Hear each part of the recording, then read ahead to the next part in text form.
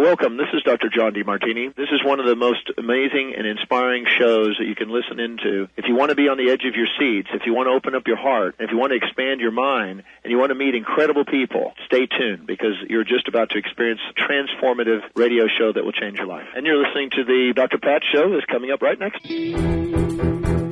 Welcome to the Dr. Pat Show. Talk radio to thrive by. Powerful, inspiring, and coming to you live, bringing you stories of people like you and me, busting through and living life full out. Get ready to dare to wonder what your life would be like if you knew you could not fail.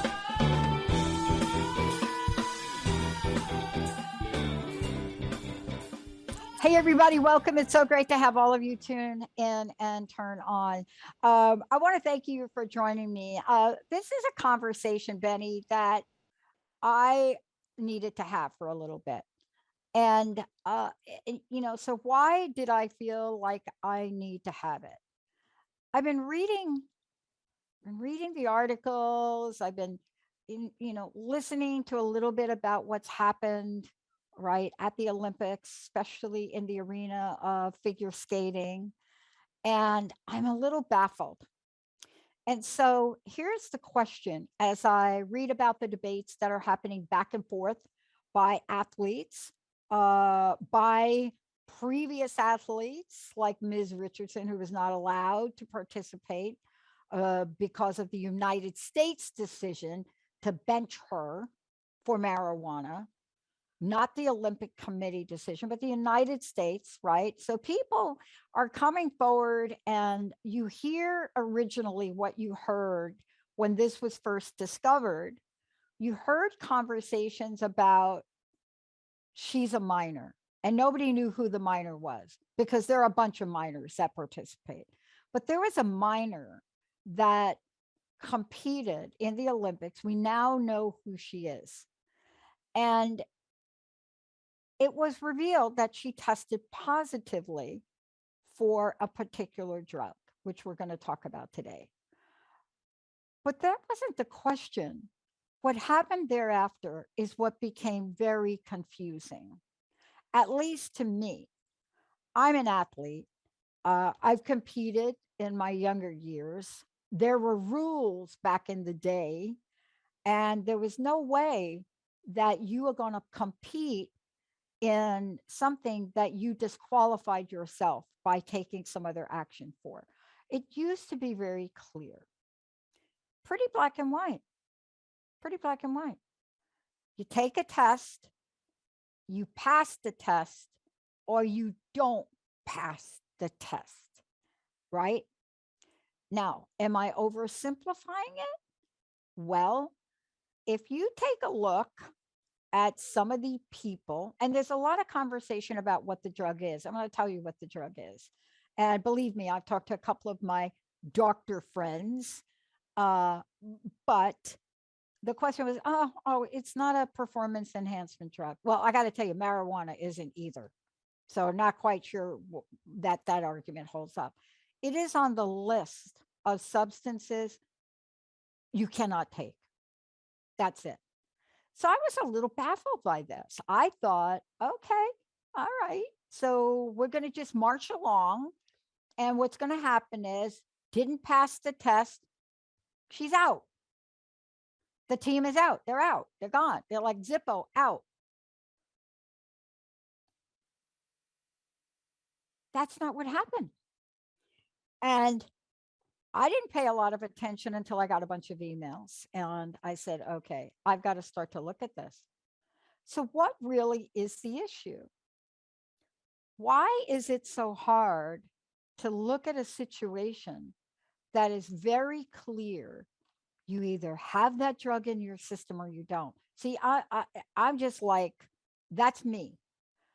I'm an athlete. We either passed the test or we didn't. You either had a urine analysis and you passed or you didn't. There was not like, oh, I may have passed. So I was a little baffled by this. So I talked to a couple of my friends, talked to some coaches, and this has become an issue that turned into a backstory. So what's the backstory? So one backstory is this happened to a minor and she's not responsible. Okay, maybe she's not responsible. But the Russian Olympic Committee, the ROC, they are responsible. The people, the members of the team, the leadership, they're responsible. And it doesn't matter that she's a minor and was not responsible. It doesn't really matter. Have you ever heard of a minor being picked for a DUI, picked up for a DUI? I just want to ask you, you ever hear about any of that? You see, it's really interesting in the conversation of this because I think, like so many of my colleagues think, there's more at stake here than just our hearts going out for a superbly talented young woman, who happens to be in the middle of a blood test that showed a drug that is not allowed in the Olympics. Who doesn't feel for this woman? But how we feel, is that going to be the thing that guides us in ethics and integrity? And that's the question today. That's why I wanted to talk about it, because I did some homework. I went back and I said, like, how many people have been banned from a sport for testing? And how many of them have been sanctioned? So I'm not even talking about like, you can't participate in the Olympics. And by the way, you can't get the gold in either one of those events. I'm talking about people that are of equal caliber in sports that tested positively, right? And were banned, like banned for 2 years. Like this one person was banned for 8 years. So how do we separate the way we feel and the infraction? You know, it's not something that comes easy for us. But it really is the question for me, to dope or not to dope. That's really the question.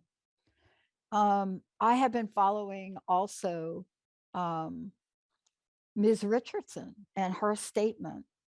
And I don't know if her statement is true. I don't know if there is a question of race involved with this. I don't know. But perhaps we should look at that. Perhaps we should look at this. Perhaps this is, a shame when we start to look at this issue in the Winter Games for this Russian figure skater, Kamila Valieva, under investigation, skated beautifully anyway. But is it really fair? So I'm thinking to myself, I'm the Canadian team who participated in a team event, and I'm fourth. And then I started to think beyond that. I was talking to Linda about it. And I said, well, wait a minute. This isn't just one person that's involved now.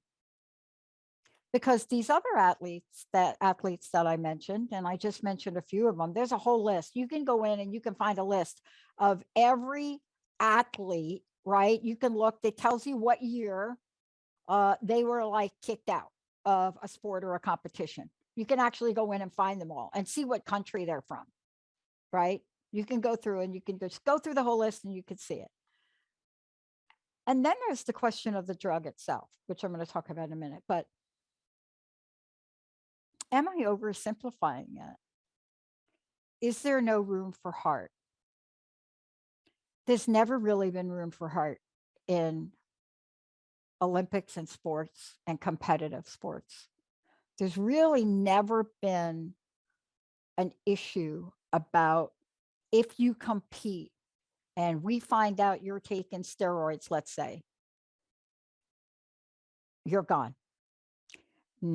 Lance Armstrong, gone. Boom, in a minute. But really, what are we talking about? Is it the fact that we're talking about a banned substance that people have now pretty much trying to say this particular drug, what's the big deal? TMZ. That's what it's a TMZ. It's to treat, you know, the heart related conditions. Okay, wait a minute. Why is a young skater on heart medicine? Okay, that was my first question to my doctor friends. Why is that? So you can start to go down the rabbit hole like I did. You could start to see, what are the questions we're asking? What are we in search for? Or is it really as black and white as Miss Richardson said? Is it really that? You dope, you're out. It doesn't matter. If it's on the list, you dope, you're out. So then I wondered, why is this so hard? I mean, it's gut wrenching for this young, superb athlete. It's gut wrenching. But why is it so hard to make that decision? I wonder. See, I don't really understand that. I don't know how you all feel. 1-800-930-2819. And I know so many people reached out over social media in her defense, saying it's not her fault. It's not her fault. It's not her fault. True. But that goes for any athlete that's under a jurisdiction of a leadership team of any country. It's probably not their fault either. But you're competing as a country, and your country is responsible. Think about it. See, that was hard for me to come to that. It's hard for me to say that.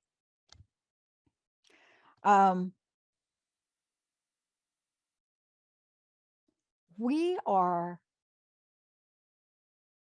so unwilling to look at things that are so part of a black and white code of ethics.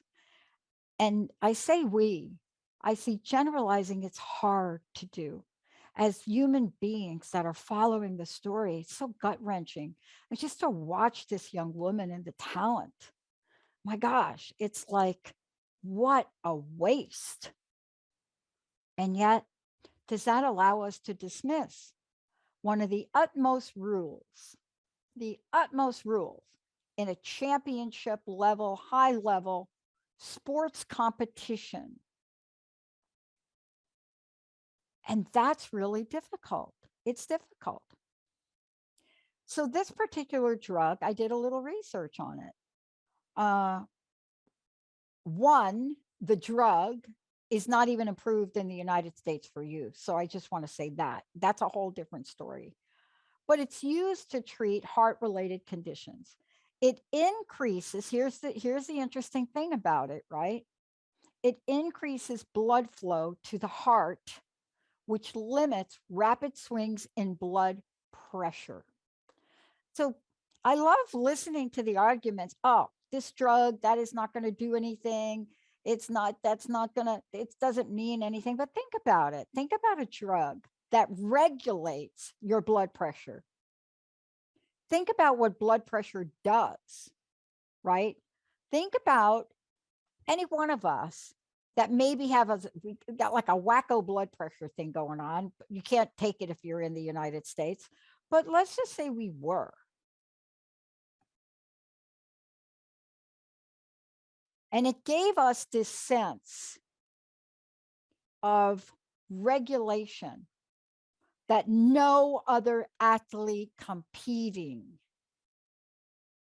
could achieve. See, this is really the question. This is the question.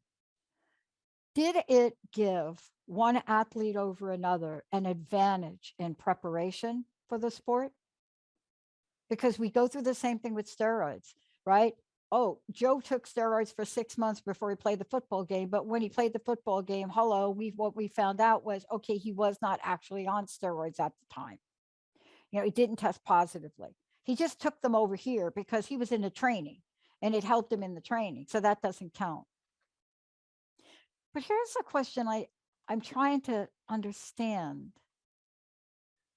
Is it not as simple as doping or not doping? I know in the sports that I competed in, it was very clear It was like, yeah, that you just are not showing up like you have a clean set of blood work or urine analysis. You're just like, you're not going to, don't even come on a court.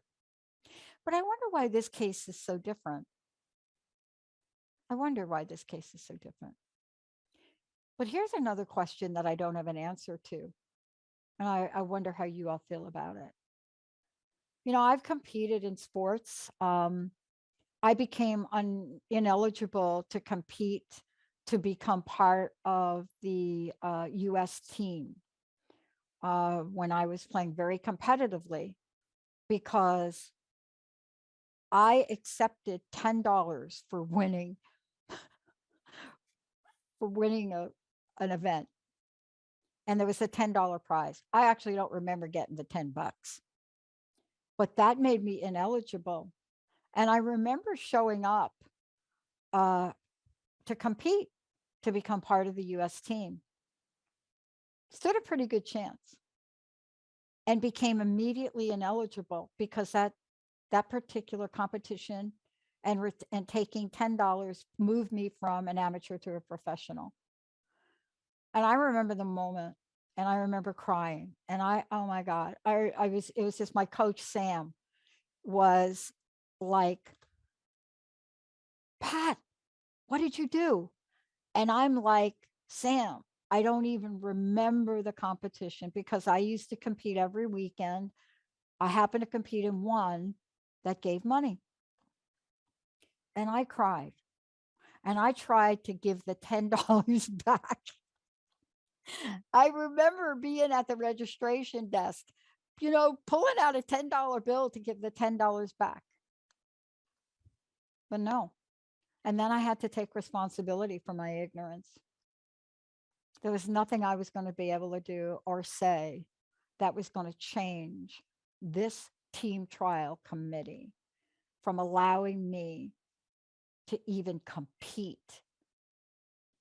And I learned a lesson from that.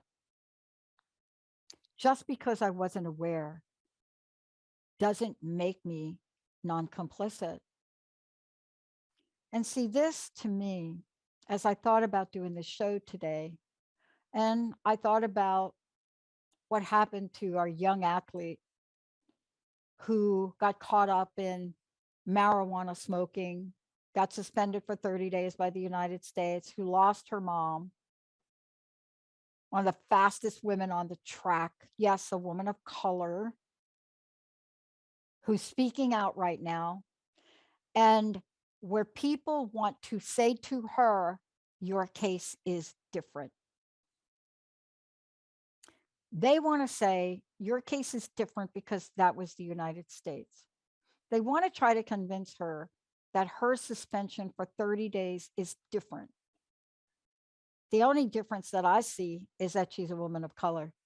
I don't see much difference, whether it's the United States or a IOC or it's some other committee. I don't see the difference. If you dope, the answer is nope. It's that simple. If you dope, the answer is no. But I talked to a friend of mine who's on the team that's in fourth place. Friend of mine who is a friend of one of the athletes on the Canadian team. And we're not even talking about the impact on these people. See, this goes so much further down the rabbit hole because people in power and authority cannot make a decision. Cannot make a decision that is consistent with every other athlete that has come along. They cannot make that decision. And so the ripple effect from all of this, the ripple effect that we are discussing and talking about here, it's not about one athlete anymore. It's about all of the athletes that are competing today, all of the athletes that had to follow a particular rule, all of the athletes that are waiting. And let me just say this, my friend who just was crying, just crying in tears because her niece could not go through an award ceremony. Maybe not the gold, but could not go through an award ceremony at the Olympics in Beijing. Do you see the ripple effect of this? It's not just about a young, very talented skater. It's about the inability to people in authority to be inconsistent and following the rules that we all know were set in place for a reason. And, you know, when I think about this, and I think about what we're talking about, and I think about Ms. Richardson, who is openly out in public, probably at risk for a lot of things, who is saying this is not different. You know, Sha'Carri Richardson speaking out, saying this is not different. I wonder where the other athletes are. Are we afraid to ruffle feathers? What if you were sitting in fourth place and you knew that there was a team that was going to be awarded the gold medal in the Olympics that did not get there according to the standards and ethics of what the Olympic Games are meant to be like and meant to be? My friend put it really easily for me, especially about this particular drug. She said, it's really very simple, Pat. She said, I'm a medical doctor. I'm an environmental doctor. I work with athletes all the time. I'm familiar with the drug. And